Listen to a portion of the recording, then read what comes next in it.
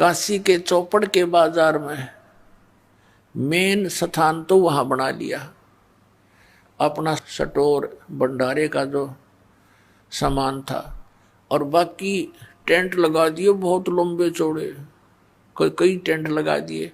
फिर उन टेंटों के अंदर भंडारा शुरू कर दिया, टेंटों से बाहर टेंटों में सामान डाल दिया, और लोग आगे भाई रोटी खाने लगे हो तो भंडारा शुरू कर दिया। 18 लाख आदमी, और साथ में वो सतलोक से आए हुए हंस, ये राधा स्वामी वाले ठेकेदारी ले रहे हैं सतलोक की, इनका का पता नहीं, क्योंकि वहाँ तो प्रकाश ही प्रकाश है, नूर ही नूर है, वहाँ भगवान है ही नहीं। वहाँ गई हुई जीव आत्मा ऐसे समा जाती है उस परमात्मा में, प्रकाश में, जैसे बूंद समुद्र में है। फूटे बाग हमारे, ऐसे गुरु मिले हमारे को नकली, वहाँ तो सारी व्यवस्था है।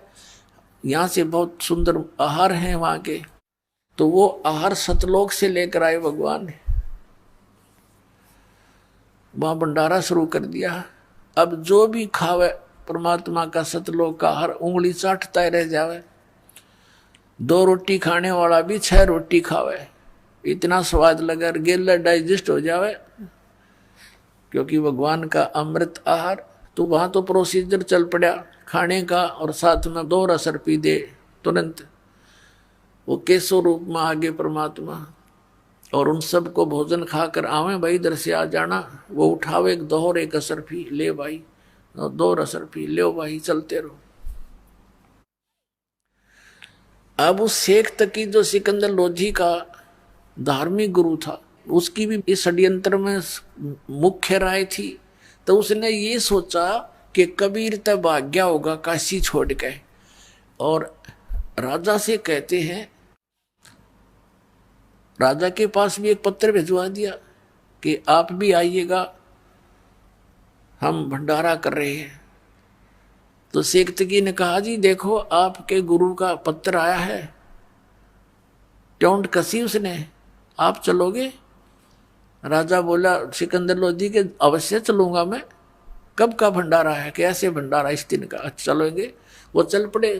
दिल्ली से काशी के लिए 2-3 दिन लगने थे, उन्होंने पहले प्रस्थान कर दिया। तो पहुंच गए उस दिन, निश्चित दिन सुबह सुबह। वहां जाकर देखा कि भंडारा चल रहा है।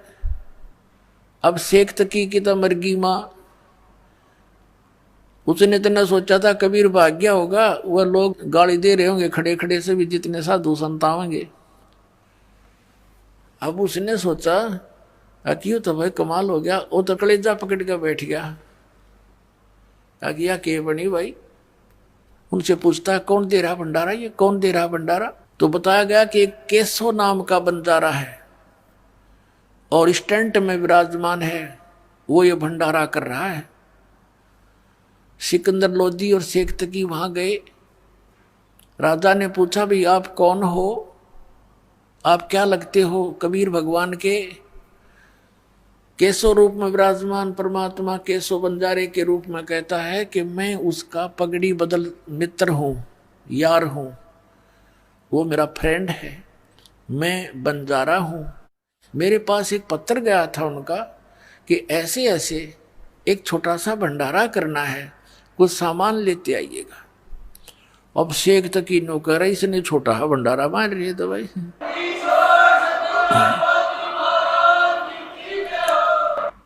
उस मंद बुद्धि ने न्यू ना सोची, जो सारी सृष्टि को पालन कर रहा है उसके लिए तो भंडारा छोटा ऐसा है। ये तो 18 लाख आदमी और पूरे विश्व के असंख्य ब्रह्मांडों का पालन पोषण करने वाला, उसके लिए के भंडारा? यूं जैसे 1000 मन गेहूं हो किसी के पास, और एक मुट्ठी उठा कर डाल दिए चीटियों के बिल पे, वो न तो 1 साल बहुत है, वह 1 वर्ष उस पूरी चिट्ठियों के बिल, करोड़ों अरबों पुरानियों को 1 वर्ष, और उसका बाकी सामान्यों का नहीं रहेगा।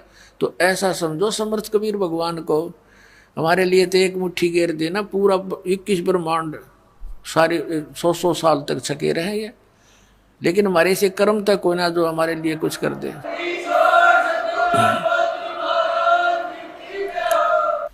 अब सिकंदर लोधी ने पूछा कि वो कबीर साहब क्यों नहीं आए? केसो कहता उनका दास जो बैठा है, मौज उनकी, आएंगे जब आ जाएंगे। वो तो मर्जी के मालिक हैं। अब सिकंदर लोधी कहते उत्सुकता और घनी बढ़ गई कि दर्शन करो इसे महापुरुष के, जिसके लिए केसों कैसे बन जा रहे जिसके, लेकिन बुद्धि भ्रष्ट होगी उससे एक तकी की। और तब मुंह चढ़ा के क्लोजा बैठा कि तो दूर अपने मुसलमानों के घर पे वहां पूजा करवाओ बैठ के। सिकंदर लोधी हाथी पर विराजमान था, पहुंच गया परमात्मा की झोंपड़ी पर, जाके दरवाजा खटखटाया। अब रविदास जी कहने लगे महाराज ये तो आ गए यहाँ पर। परमात्मा बोले दरवाजा ना खोलिए, बोलिए मत, बस देखी जागी। दरवाजा तोड़ कर बेसे का जी हम तो निकले नहीं बाहर।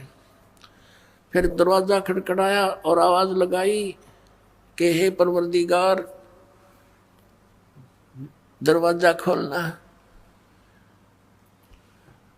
मैं सिकंदर लोधी बोल रहा हूं। अब कबीर साहब कहने लगे राजन मैं दरवाजा नहीं खोलूंगा, मेरे साथ तो इन्होंने जुल्म गुजार दिए राजन। पहले तो ये मुझे मारने की चेष्टा कर रहे थे, अब इन्होंने आज ऐसा जुल्म कर दिया मेरे साथ। मेरे पास तो 2 रोटी का शाम का भोजन मुश्किल से है, अपने परिवार के लिए कपड़ा बुनता हूँ, गुजारा मुश्किल से चल रहा है, और इन्होंने झूठी चिट्ठी डाल दी राजन। बाहर बताते हैं लाखों लोग इकट्ठे हो गए हैं, हे भगवान मैं तो दरवाजा खोलूं नहीं, रात को भाग जाऊंगा अपने बच्चों को लेकर के, परिवार को लेकर के। अब सिकंदर लोधी आंखों में आंसू भर के है और कहता परवरदिगार एक बार दर्शन दो अपने दास को, आप मुझे नहीं बहका सकते, मैं आपको जान चुका हूं परवरदिगार, अपने दास को दर्शनार्थ दरवाजा खोल दो। तब परमात्मा ने कहा भाई रविदास खोल दे। रविदास जी ने सांकल खोल दी, दंडवत प्रणाम की सिकंदर लोधी दिल्ली के बादशाह ने मुकुट समेत परमात्मा के चरणों में, और कहा परवरदिगार आपकी जय जयकार हो रही है, आपने भंडारा लगा रखा भगवान, आप हमेशा ऐसी लीला करते हो, आप स्वयं परवरदिगार हो, आप अल्लाह का रूप हो।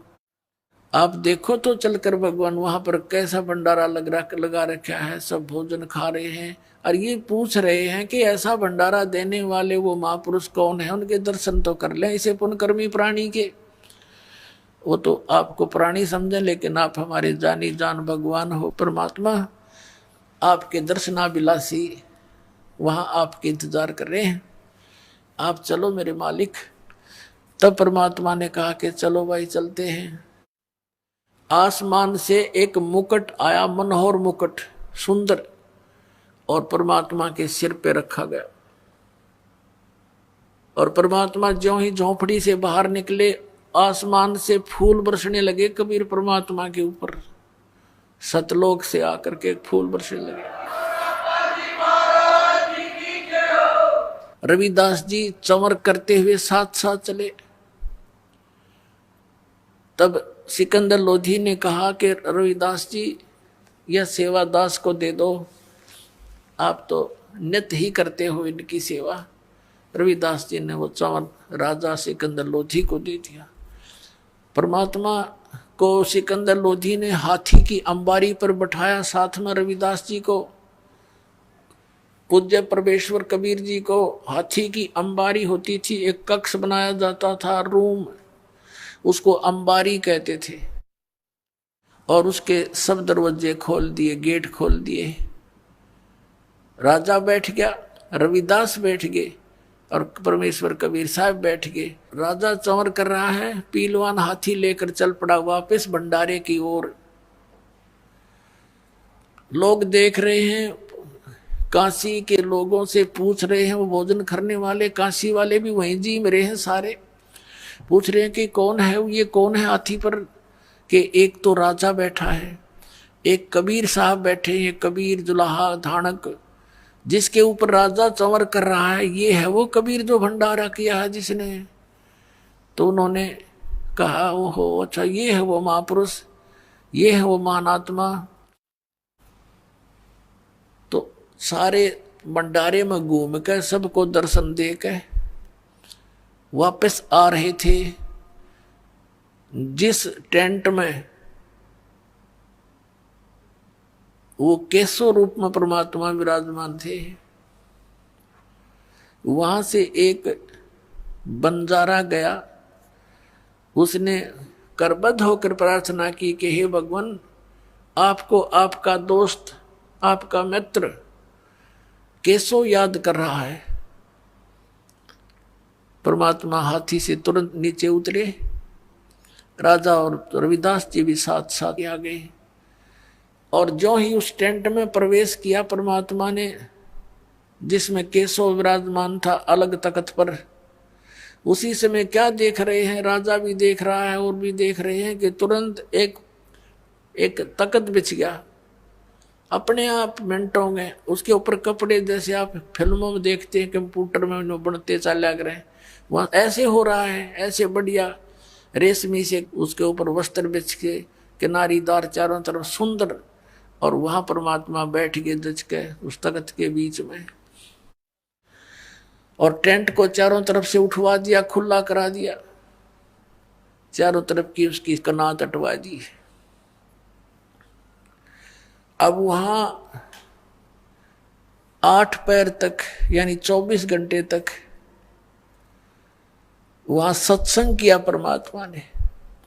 केशव रूप में स्वयं विराजमान है और दुल्हा धानक कबीर रूप में आप विराजमान है।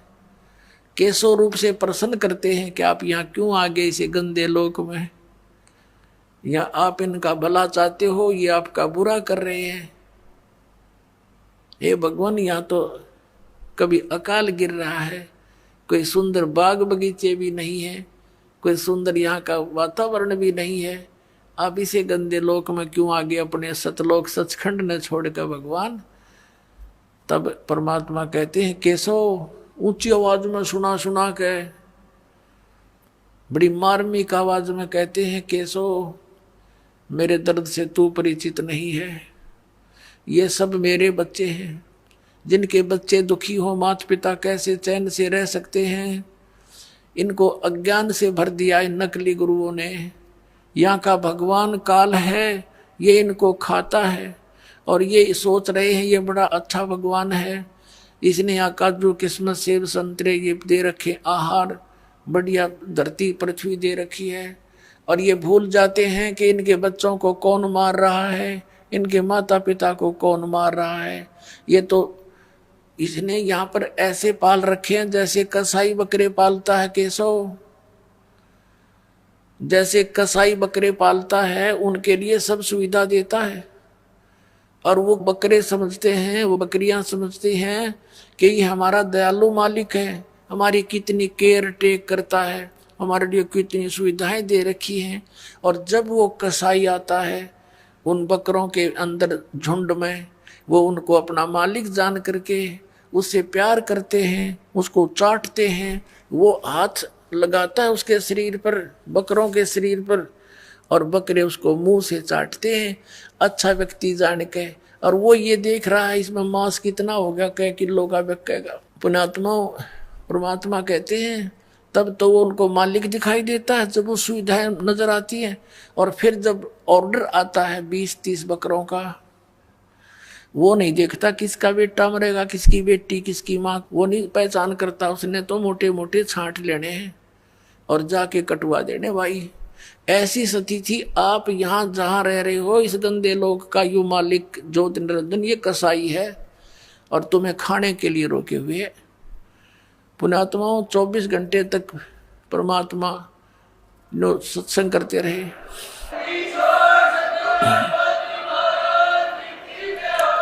अब बैठ के चारों तरफ लाखों व्यक्ति वो इकट्ठे तक करे थे, उन ढेडों ने, दुष्टों ने परमात्मा को नीचा दिखाने के लिए। और वो परमात्मा के काम आगे उसके बच्चे इकट्ठे हो गए, क्योंकि जितने भी साधु संत महंत बने हैं, ऋषि गुरु बने हैं, ये बहुत अच्छी आत्मा होती है। परमात्मा की तरफ में घर भी त्याग देते हैं, लोक लाज भी छोड़ देते हैं, फिर ये काल के दूतों के फंस जाते हैं, इनका जीवन नष्ट कर देते हैं, अज्ञान से भर देते हैं। तो अच्छी आत्माएं थी, भगवान के लिए भटक रहे थे। उन्होंने सुना मालिक का सत्संग 8 पैर तक है। होए होए गद गद हो गए सारे, चारों तरफ बैठ कर नाम लिया कई लाखों ने। इस प्रकार कबीर परमात्मा के 64 लाख शिष्य हो गए थे पुण्यात्मा उस समय, जिसमें भारतवर्ष कितना बड़ा था। अफगानिस्तान, बलोचिस्तान, पश्चिमी और पूर्वी पाकिस्तान, इराक, ईरान, गढ़, वो गजनी तक, ये सारा बलख बुखारे तक, इराक, ईरान तक, ये सारा भारतवर्ष था। और उस समय भारतवर्ष की आबादी 600 वर्ष पहले मुश्किल से 4 करोड़ होगी। और उस 4 करोड़ आबादी में तो 64 लाख से हो जाना बड़का का खेल नहीं है। ना कोई मीडिया था, ना कुछ और था, वो समर्थ की समर्थता का प्रमाण था। तो उस समय उनकी आपस में परमात्मा के स्वरूप में विराजमान, दूसरी तरफ से कबीर साहब रूप में विराजमान, धानक दुल्हा रूप में, उनकी कैसी वार्ता हुई ये आपको सुनाते हैं। पुण्यात्माओं, आपका सौभाग्य, आपको